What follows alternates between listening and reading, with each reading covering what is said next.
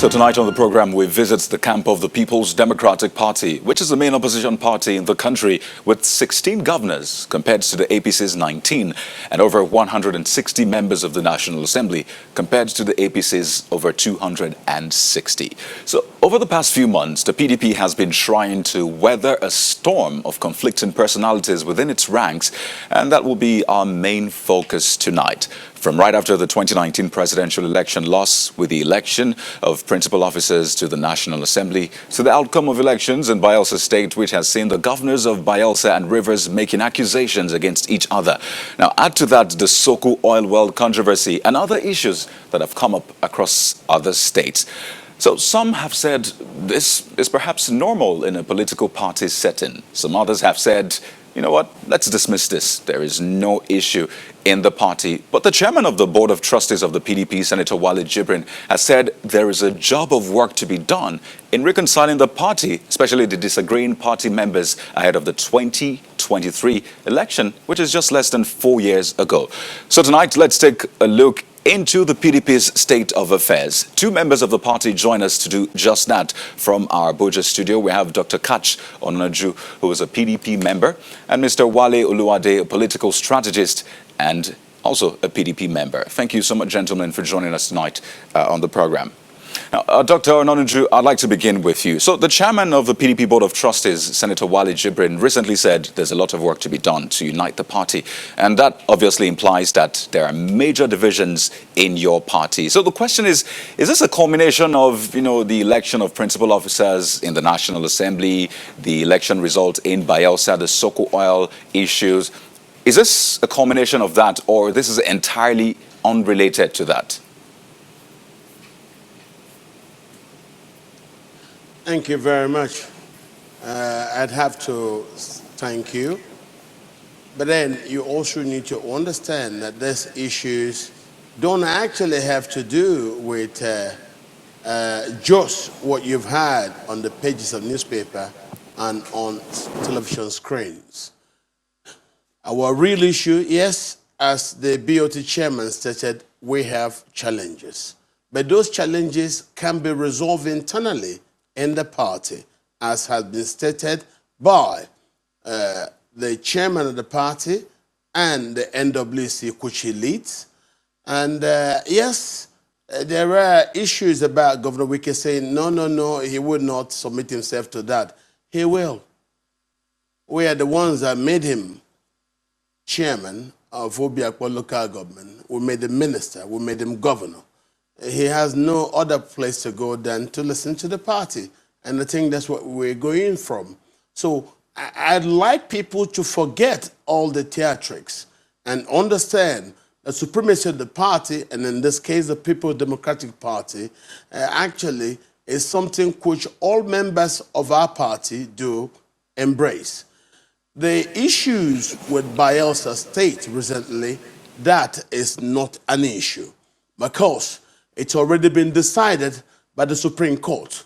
So the acrobatics therein are not the issues. If the PDP says they want a reconciliation, it's because they understand that they can actually bring about some inputs. The so-called oil well issue has been adjudicated by the Supreme Court, and the PDP stands by the position of the Supreme Court. So we believe there will be when the time comes. Okay. Dr. Onaju, let me just come in briefly and bring in Mr. Oluwade. Now, you have said that, this will be resolved by the party. But going by the statements which were made by the governors of Bayelsa and Rivers in public space, not within the party, but in public space, Mr. Oluwade, do you still think that this is within the party's jurisdiction? Because it might appear as though they're saying, well, this is beyond the party. Let's go and sort this out there. Thank you, Kaode. Well, there are three issues mainly involved, in this oil, Soko oil wells brouhaha. And what are they? Number one, resource control. Secondly, the issue of politics. And then thirdly, personalities, or if you will, ego, of the individuals, the chief actors involved. That is Governor Wike of Rivers State and Seriake Dixon of Bayelsa. Now, resource control. The governors, and incidentally, the two states are some of the two leading states that receive huge chunks of federally allocated revenue from the federal government. But you know the governor's resources are never enough. You know, even federal government is struggling, you know, with finances. So if you have issues of resource control that has become, that has dragged for years, and then the judiciary has stepped in, and a decision is made, of course, there's bound to be conflict. Secondly, politics. I mean, I listened to Governor Wike said, I mean, when he was going through the 2019 March 9th gubernatorial elections, that everybody called him because, you know, if you recall, the elections were so, in Rivers State, I mean, it was I mean, really very contentious, you know. And Governor Wike says everybody called him, but Seriake Dixon never called, even though they're just contiguous states to, you know, to each other. You know, so that's politics. And then, of course, the personalities. I mean, I like Governor Wike. You know, you may not like him totally. You know, you may not admire, you know, the way he does his things. But I admire people who take a stand on issues.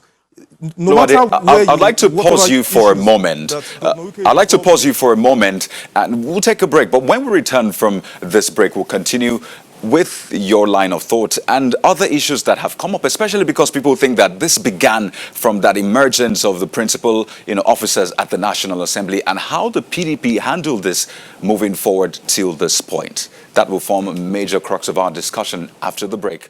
Stay with us. You're welcome back. Now let's get back to our conversation on the PDP's state of affairs, especially in light of the recent conflicts that have emerged amongst major personalities within the party. We're still being joined by Mr. Wale Oluwade, who is a political strategist and a member of the PDP.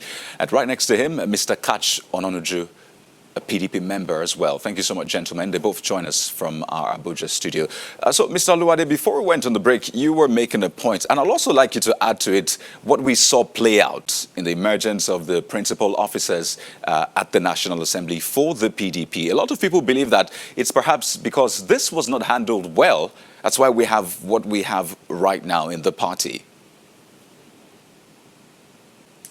Yeah, thank you, Kayode. You know, I mentioned three key factors. Number one, resource control. Secondly, politics. So you could bring that under politics. And then thirdly, the personalities. And under that, you have ego. You know, so each of these alone is an incendiary. But then if you mix them together, imagine mixing politics with resource control. That gives you a combustion, you know. So I'm not, in any human organization, there is bound to be conflict, you know. And so that's why in every human organization also, like a political party, there's bound to be, I mean, instituted, you know, in the party framework, you know, conflict resolution or conflict prevention mechanisms, you know. So I'm not particularly worried or bothered, you know, with this. I see it as just a mere storm in a teacup, you know. I think the PDP is handling it in the right way. Like I was saying earlier on, if you know Governor Wike very well, you know, he takes no prisoners on any issues he believes strongly about. He does not prevaricate. And he says it the way it is. You know, he's a straight, you know, talker, you know. So he's bared his mind. And I want to agree with him on the issue of the so-called oil wells, because the Supreme Court, you know, gave a verdict, and then it still dragged, and then they went back to the Federal High Court, and the High Court still gave a verdict that those oil wells belong to Rivers State. So if Governor Wike says, I mean, there's nothing the PDP, you know, can do concerning those oil wells, I tend to, you know, agree with him. But I think it is also right, you know, for Governor Wike and his colleague in Bayelsa, Seriake Dixon, you know, to listen to the voices of reason in the party, for them to sheath, you know, their sword. They are elders, you know, they are statesmen in their own enclaves, you know, and they are role models. So many people look up to them. It will not be ideal, you know, for them to be, you know, involved or engaged, you know, in the public spat. You know, we have watched all over the media platforms and all of that, you know. But like I said also, you know, conflict is normal in any human organization. You know, it's APC in Edo State. There's crisis all over the place, you know. So, but I think it's just a storm in a teacup. You know, it will blow over pretty soon. Right. Now, you say this is a storm in a teacup, but Dr. Ononuju, now, you have heard the statements made by both governors, accusations, counter-accusations. The governor of Rivers says the governor of Bayelsa State worked against the party, just to paraphrase. Governor of Bayelsa State says, well, he's the one working against the party, and you see this back and forth. For a lot of people watching, this is not close to a storm in a teacup. In fact, they will say this is a major storm for the PDP, seeing the place and position these individuals hold in the party. Yes, it is indeed a major storm. And you're very correct in drawing attention to the House of Reps issue. It is true, Governor Wike is frustrated. He is venting his frustration, but I think he's venting it on the wrong space.